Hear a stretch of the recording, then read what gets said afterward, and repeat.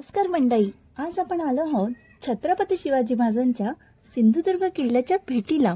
किल्ल्यासोबतच पाहणार आहोत किल्ल्याचा इतिहास आणि मग बजेट फ्रेंडली अफलातून मालवणची सफर. स्वतःच ट्रिप प्लॅन कशी करायची, ट्रेन हॉटेलचे बुकिंग केव्हा आणि कसे करायचे, कमीत कमी किती खर्च येतो, 2 ते 3 दिवसात मालवणमधील कोणते लोकेशन्स पाहायचे.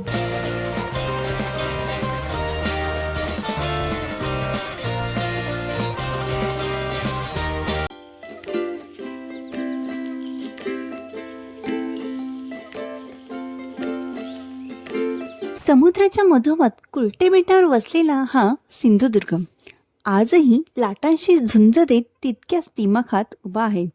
छत्रपती शिवाजी महाराजांच्या दूरदृष्टीचा हा जिवंत पुरावा.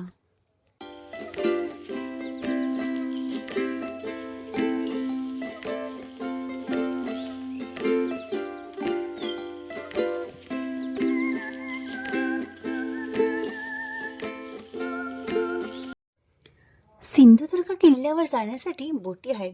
बोटीचे रिटर्न तिकीट प्रत्येकी 100 आणि लहान मुलांचे 50 रुपये.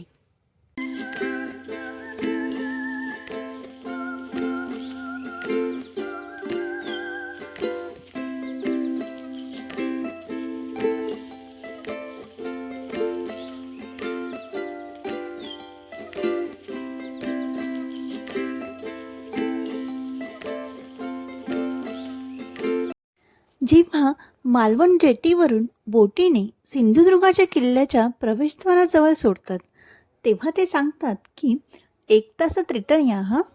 तुमच्या बोटीचा क्रमांक लक्षात ठेवा. पण तुम्हीच सांगा, आता 48 एकरमध्ये बांधलेला किल्ला अवघ्या 1 तासात कसा बघून होईल. आपण फिरायला टाईम स्पेंड करायला जातो. आम्ही 2 तासांनी रिटर्न आलो आणि कोणत्याही बोटीने आपण किनाऱ्यावर पुन्हा जाऊ शकतो. सिंधुदुर्ग किल्ला हा मालवणचे प्रमुख आकर्षण. मालवणच्या किनाऱ्यापासून 1.5 किलोमीटर आतमध्ये असलेला हा किल्ला. सिंधुदुर्ग किल्ला गेली 3.5 वर्ष अरबी समुद्रात उभा असलेला बलाढ्य असा जलदुर्ग.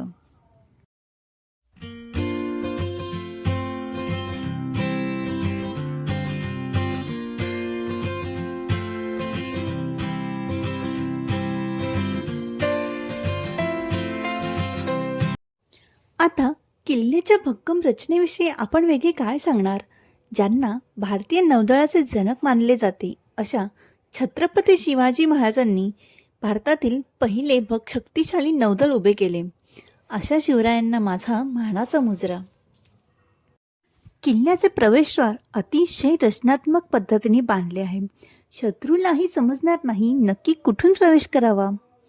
ज्या ब्रिजवरून आपण आलो तो नंतर बांधला. प्रवेशद्वार अतिशय रुंद आणि नागमोडी आहे, जेणेकरून शत्रूने हल्ला केलाच तर त्यांना लवकर आत येता येणार नाही. आजही हा किल्ला आपल्या भव्यतेमुळे पर्यटकांना आकर्षित करतो. सिंधू म्हणजे समुद्र आणि दुर्ग म्हणजे समुद्रातील किल्ला. आणि ह्या किल्ल्याची खासियत काय आहे माहिती आहे का. ह्या किल्ल्यावर अख्खं गाव वसवलेलं आणि त्या गावात अजूनही पिढ्यानपिढ्या लोक राहतात.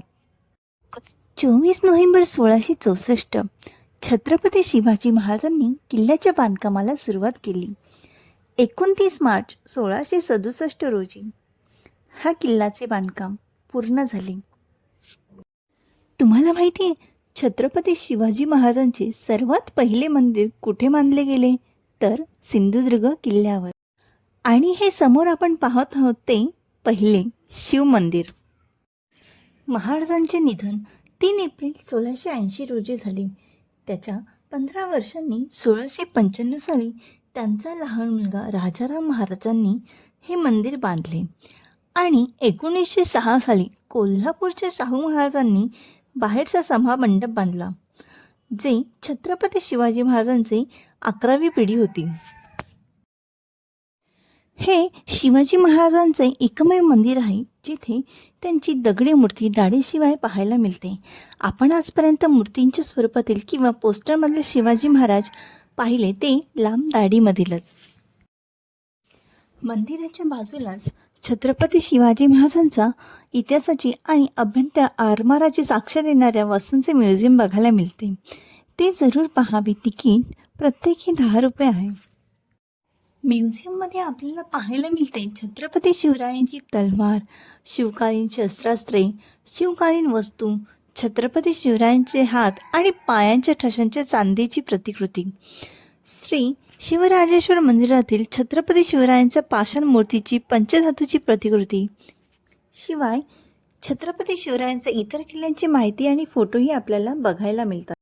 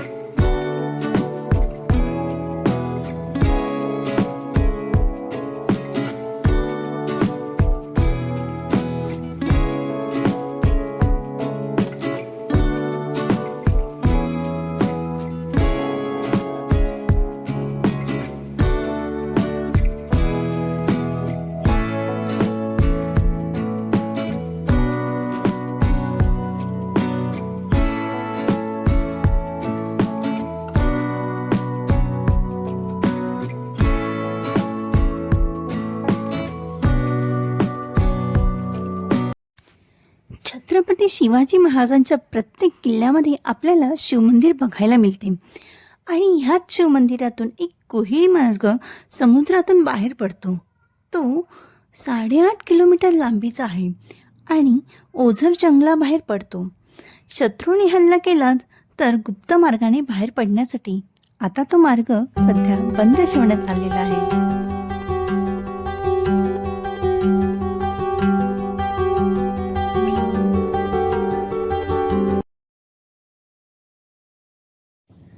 ह्या बेटाच्या चारही बाजूनी समुद्राचे खारे पाणी आहे. तरी ह्या बेटावर 3 गोड्या पाण्याच्या विहिरी भेटल्या, म्हणून त्या विहिरींना पंचामृताचा दर्जा दिला गेला आणि विहिरींची नावे त्याप्रमाणे ठेवली: दही भाव, ताक भाव आणि साखर भाव.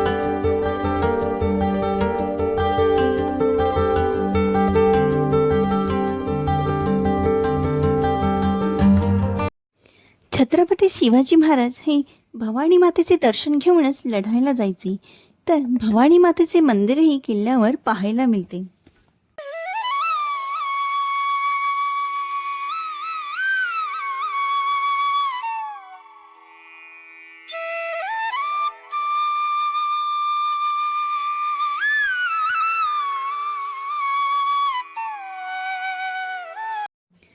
हिरोजी इंदोलकर ह्या किल्ल्याचे आर्किटेक्ट इंजिनियर होते. ह्या बेटावरीलच दगड कापून त्यांचा वापर किल्ल्याच्या बांधणीकरता करण्यात आला. त्यामुळे कच्च्या मटेरियलचा ट्रान्सपोर्ट टाईम वाचला आणि त्यामुळे हा किल्ला अवघ्या 2.5 वर्षात बांधून झाला.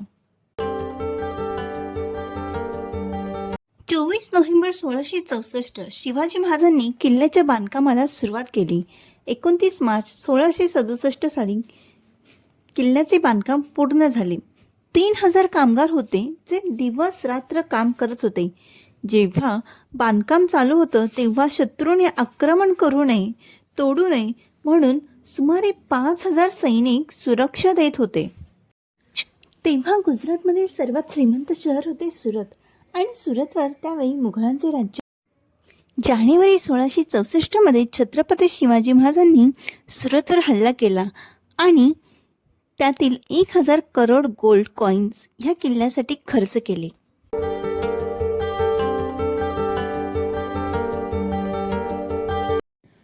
तेव्हा किल्ल्यावर रोज सकाळी आणि संध्याकाळी पूजा केली जायची, नगाडे वाजवले जायचे. सर्व हिंदू सण साजरे करण्यासाठी म्हणून महाराजांनी 20 परिवारांना येथे घरे बांधून दिली. ते किल्ल्यावरील देखभाल करतील.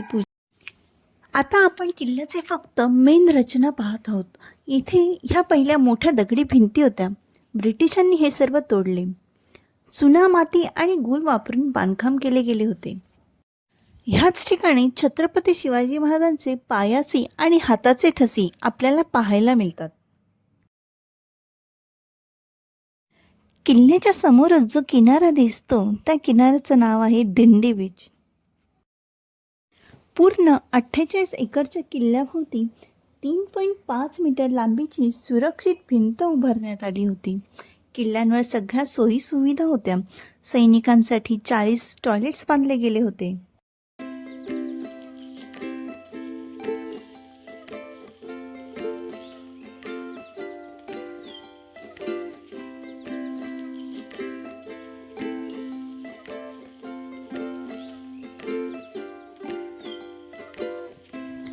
सिंधुदुर्गला पोहोचायचे कसे? सर्वात जवळचे एअरपोर्ट आहे सिंधुदुर्ग एअरपोर्ट आणि दुसरे गोवा इंटरनॅशनल एअरपोर्ट. सर्वात जवळचे रेल्वे स्टेशन आहे Sindhudurg railway station, Kudal railway station, Sawantwadi road railway station. Mumbai, Pune, Thane, Kolhapur येथून बसेसची सुविधासुद्धा उपलब्ध आहे. 2 days trip plan for Malvan trip. Day 1 सकाळी 10 ते 12 सिंधुदुर्ग किल्ला एक्सप्लोअर करायचा. दुपारी 2पर्यंत लंच, 5पर्यंत कायाकिंग रेवंडी येथे आणि 5:30 ते 7:30 रॉक गार्डन आणि रॉक गार्डनमधील बीच तुम्ही एक्सप्लोअर करू शकता. दुसऱ्या दिवशी सकाळी 9 ते 2 वॉटर ॲक्टिव्हिटी करणे, 2 नंतर लंच आणि त्यानंतर जयंत सालगावकरांचे गणपतींचे मंदिर पाहणे. संध्याकाळी 10 मिनिटावर असणाऱ्या राजकोटला भेट द्यायची आणि तेथूनच सनसेट एन्जॉय करा. मालवणमध्ये जर तुम्हाला अजून दिवस एक्सप्लोअर करायचे असतील तर तुम्ही हे लोकेशन्स बघू शकता. सर्व अर्धा 1 तासाच्या अंतरावर आहेत. ह्याचा स्क्रीनशॉट घेऊन ठेवा.